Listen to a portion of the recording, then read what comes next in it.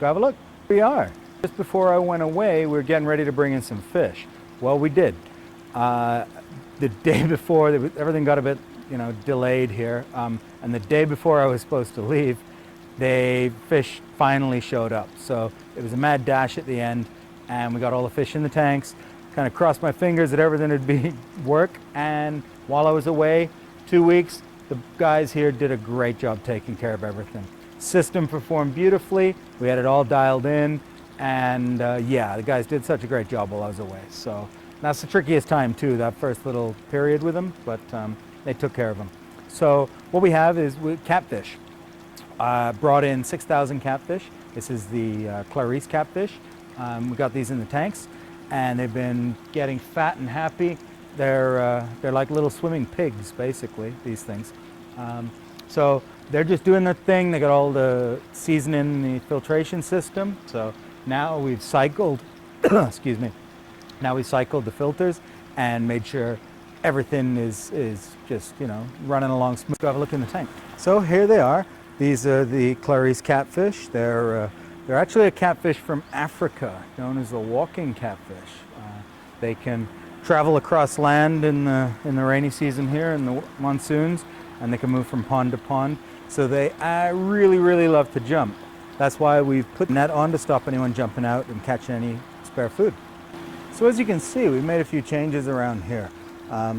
Took the tanks and decided to raise the water level right to the top of the tank so we can maximize our actual tank space.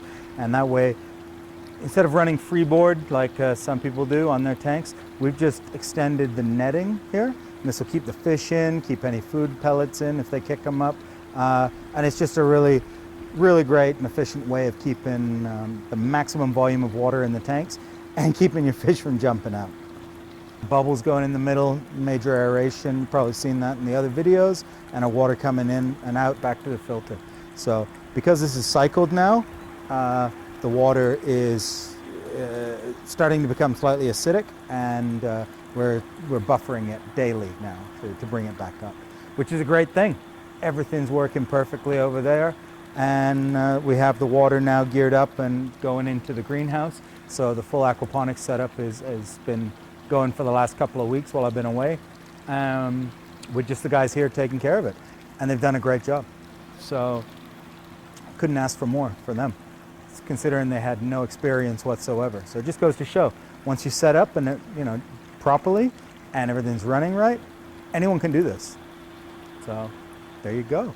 Let's go have a look at the filter. I'm sure by now you're picking it up on the mic that it's actually a little loud in here. Yeah, that's the pumps here and the industrial blowers that we got happening.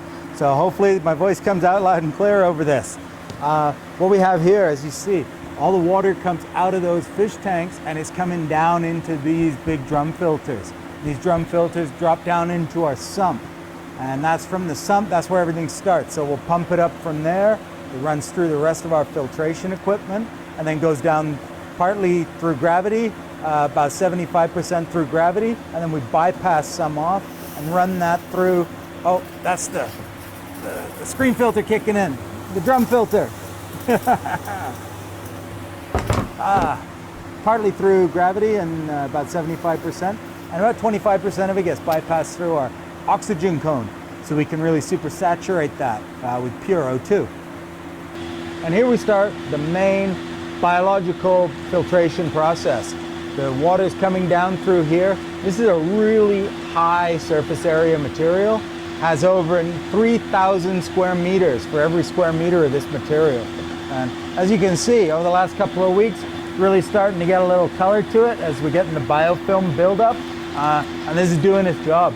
We're cycling the tank rapidly. It's great. This chews through anything. So those few little fish that are in there right now, this is great. This can handle it with standing on its head. So once the water's come through our filtration system, it returns to the tanks. Now, for the catfish here, the standard operating procedure here in Asia is just to leave them in tanks or ponds, like concrete tanks or ponds. They never change the water. They just leave them in there because these kind of fish are pretty much bulletproof to ammonia and depleted oxygen levels. They can breathe actually atmospheric air. And so because they can handle the terrible conditions, they're usually grown in those terrible conditions. The fussier the fish, the more they're taken care of, hence the higher the value. That's just, like I say, the way it is here in Asia. With their aquaculture. And I use the term aquaculture loosely. However, we're bucking that trend. Everyone thinks we're kind of crazy to give the fish continuously running water and oxygen and things like that. So and decent food, you know. So, but garbage in, garbage out, right? So when you really take care of your animals, that's the main part of this, is the animal husbandry. So we really want to take care of these. I find it pretty sad when I see a lot of other people in the aquaponics industry almost joking about their fish kills when they have these massive fish kills and fish losses. They seem to focus mostly on the vegetable side of things because they can't rear fish in a commercially viable system. That's all changing now, and we're hopefully pioneering the new way of aquaponics should lead in this, with high animal welfare as well as major production on the greenhouse of not just leafy greens but fruiting crops as well. So things are changing. Things are changing, and as you can see, the fish are loving this, absolutely loving this. But this wouldn't be aquaponics without what's going on in the greenhouse, and now everything's been connected for the last couple of weeks, so we're fully aquaponic now in the greenhouse. And let's go see what's been going on there and see how much of a difference it's really made. All right, well, look at this. This was our test beds. That was just making sure the system worked in here before we really got going on things. And everything was great. I was just running that with compost teas, etc. So in the last couple of weeks, we've turned it over fully to aquaponics, and just, you know, as expected, everything now has taken a sudden boost. You can see in this kale along here, the kale, this is all new growth that's just flying along, and it's only been 2 weeks. So this is just going to get better and better and better. We did have the bonus of having our filtration maturing over all that time with the different things that we were adding. So that gave it a quick boost, quick start sort of thing. So tomatoes are coming along. It is hot here now. We're coming into the hottest time of the year. So I may, you know, we got some great beefsteak tomatoes coming over here, but it really is getting hot. So I might start moving these over into the other greenhouse, which is a little more climate controlled. We have the water wall over there to give some evaporative cooling. But this kale seems to be doing really well in here. It's the heat of the day, you know, the hottest part of the day, and they're a little sad, but they're doing really, really well. And that's mostly down to the autopod system, continuously delivering them what they need and letting them dry out. So that's great. Some basil. This has all gone to flower. Got to cut all this back now, and then plant it out properly. So the rest of the greenhouse, we're filling out as we speak, just filling up all the pots. Got all the seedlings about to start, and that can all get transplanted out into here within the next couple of weeks. So we should fill this place up and be fully operational. These were sent to me from the UK. We did a bit of a seed swap.